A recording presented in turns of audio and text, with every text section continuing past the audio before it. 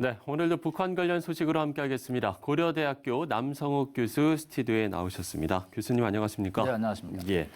자, 북한이 개성을 완전히 봉쇄하고 최대 비상 방역 체제를 선포를 했는데 이게 탈북민 귀향 때문이라고 밝혔군요.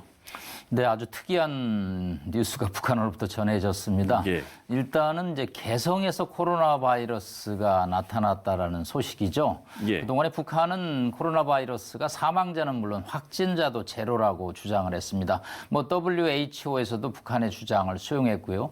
그런데 지난주 개성에서 코로나 바이러스로 의심되는 사람이 나타났다. 그런데 이 사람이 3년 전에 북한에서 월남했다가 다시 3년 만에 월북한 탈북민이 바이러스 검사에서 의심스러운 증상을 보였다. 이렇게 이제 보도를 함으로써 북한에서 두 가지가 이제 분명해진 것 같습니다. 네. 평양은 물론 개성에도 코로나 바이러스 환자가 발생했다.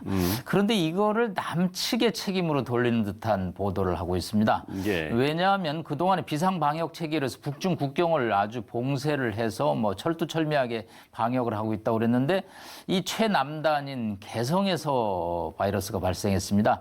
이 원인 책임을 본인들에게 돌리기에는 너무나 많은 위험이 있죠. 그렇기 때문에 남측으로 돌리는데 마침 3년 만에 월북했던 김진이라는 이제 24살의 탈북자가 의심스러운 증상을 갖고 있다고 함으로써 이게 남측에서 왔다. 북한은 지난 4월에도 남측에서 보내는 삐라나 전단, 뭐 물품에 코로나 바이러스가 묻어 있다라고 선전을 했는데 아마도 남북 간에 아주 바이러스를 둘러싼 진실 공방이 좀 있을 것으로 예상이 됩니다. 예. 일단 뭐 북한의 코로나 관련 상황은 잠시 뒤에 좀 짚어보고 먼저 개인이 이렇게 좀 월북을 할 수 있다는 상황이라는 거 이런 거는 이제 남북 모두에게 좀 다소 좀 충격적인 이야기 아닙니까? 그렇습니다. 이 비무장지대 155마일이라는 게 아주 철통 경비를 하고 있지만 이번 사례처럼 남북이 국경을 넘어가는 일이 발생합니다. 이번 월북은 비무장지대의 육상이 아닌 해상에서 이루어진 것으로 추정을 하고 있습니다. 일단 강화도 교동도는 물살만 맞으면 한 1.5km 정도의 거리이기 때문에 이 김진이라는 탈북자도 3년 전에 수영으로 내려왔는데 이번에 다시 또 수영으로 도강을 그래서 수영 월북이다 뭐 이렇게 표현을 쓰고 있는데 이게 이제 남북 양측의 군 책임자들이 상당히 지금 곤욕스러운 상황입니다. 우리 합동참모본부도 뒤늦게 이제 상황을 파악해서 아마 해상 수영 월북으로 지금 추정을 하고 있습니다. 글쎄요, 서해 같은 경우는 워낙 조수간만의 차가 심하기 때문에 크기 때문에 수영으로 넘어간다는 게 쉽지가 않을 텐데 그럼 물때를 상당히 잘 알았나 봐요. 그 사람은 이제 3년 전에도 수용으로 내려왔고 이 개성 사람이고 또 이 지역에 근무를 해서 조수간만의 차를 정확하게 알고 있고요. 이번에도 이 사람이 김포에 거주했는데 강화 교동도에 가서 계속 물살을 살폈던 것으로 보입니다. 아마 물이 빠지는 이제 썰물에는 남북이 굉장히 수용할 수 있게 수면이 낮아집니다. 아마 그때가 되면 최단 거리가 한 1.5km니까 뭐 성인 남자가 수영만 좀 할 수 있다면 뭐 1.5km면 한강이 최장 800m거든요. 뭐 한강을 왕복한다는 정도니까 뭐 월경 수영 월북이 가능할 것으로 보입니다. 뭐 어쨌든 이번 사건으로 지금 국내 탈북민의 상황들을 좀 돌아볼 필요가 있다. 이런 좀 의견들도 나오고 있는 것 같아요. 두 가지입니다. 이 사람이 와서 이제 김포에 거주하면서 전문대학을 이제 다녔고요. 뭐 전문대학을 다니다 갑자기 일을 해야겠다라고 나왔는데 정착이 쉽지 않았고요. 그러던 상황에서 탈북민 여성을 집으로 불러서 성폭력을 행사해서 지금 구속영장 수준까지 가 있습니다. 이 사람은 전세금을 빼돌리고 또 여러 가지 지인들로부터 한 3천만 원을 빌려서 이제 월북에 나섰습니다. 두 가지죠. 남한 사회 적응이 이제 쉽지 않다는 측면인데 이 탈북자들 입장에서는 남한 사회가 참 적응이 어렵지만 또 정부가 이들을 뭐 처음부터 끝까지 책임지는 것도 한계가 있기 때문에 교육을 통해서 이 현실의 생활 적응 시스템을 좀 더 자립 체계적으로 남한 사회가 뭐 무조건 일 안 하고 잘 살 수 있다는 환상을 가져주는 그런 교육은 좀 신중해야 될 필요 있고요. 남한 사회도 열심히 일해야지 살 수 있다라는 그런 좀 교육을 통해서 탈북자들이 정착을 하는데 좀 체계적인 지원을 해야 될 것으로 보입니다. 예. 앞서 이제 이야기를 했던 북한의 코로나19 관련 좀 이야기를 해볼 텐데 공개적으로 일단 이런 대대적인 정책을 발표한 게 처음이라서 북한의 지금 코로나19 상황이 좀 심상치 않은 게 아니냐 이런 좀 분석들이 좀 많은 것 같아요. 네, 그동안에 뭐 여러 차례 비상회의를 김정은 위원장 주재로 했는데 네. 이번에 그 조선중앙TV 방송을 보니까 좀 상당히 격앙돼 있는 표정이었고요. 그 담당자들, 우리의 장관급 인사들을 일으켜 세워가지고 여러 가지 조치와 책임을 지시를 강력하게 하고 있습니다. 김정은 위원장 입장에서는 일단 개성, 최남단의 코로나 바이러스 환자가 발생하고 있다는 데서 상당히 충격을 받았을 것으로 보입니다.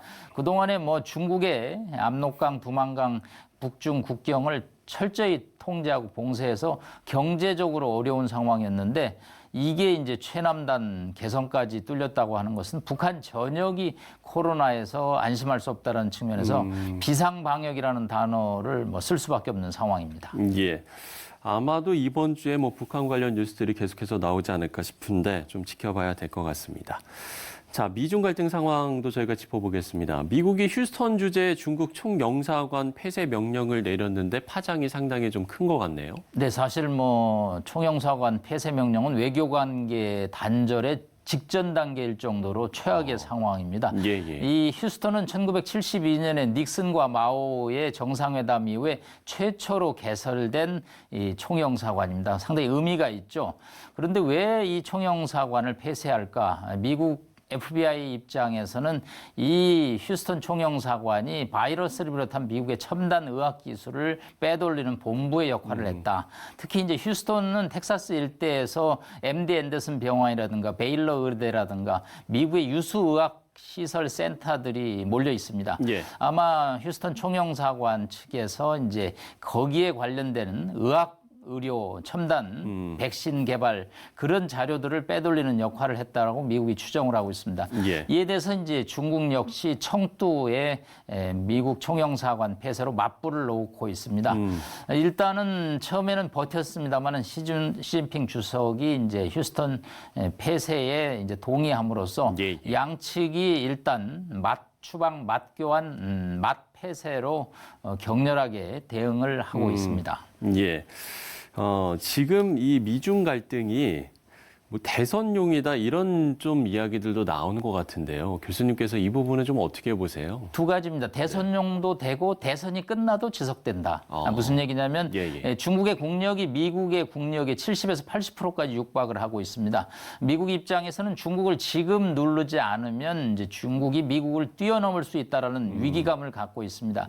그래서 이게 트럼프 대통령이 이제 대선을 앞두고 중국 때리기로 시작을 했지만 이것은 앞으로 11월 4일 미국 대선 에서 존 바이든 후보가 당선이 되더라도 미국의 중국 때리기는 지속될 것으로 보입니다. 그렇기 때문에 이 G2 국가의 극렬한 국력 경쟁은 당분간 지속될 것으로 전망이 됩니다. 글쎄요, 뭐 북한 문제는 생각보다 별로 좀 이 대선에 있어서 별로 뭐 득이 안 될 거다 이렇게 좀 판단을 했을까요? 아무래도 북한 뉴스는 일회용, 일시용이고 약간 사진 찍기용이 좀 강하고요. 중국 이슈는 이게 미국 사람들의 실질적인 삶에 직결되기 때문에 지속적인 때리기가 아마 지속될 것으로 보입니다. 예.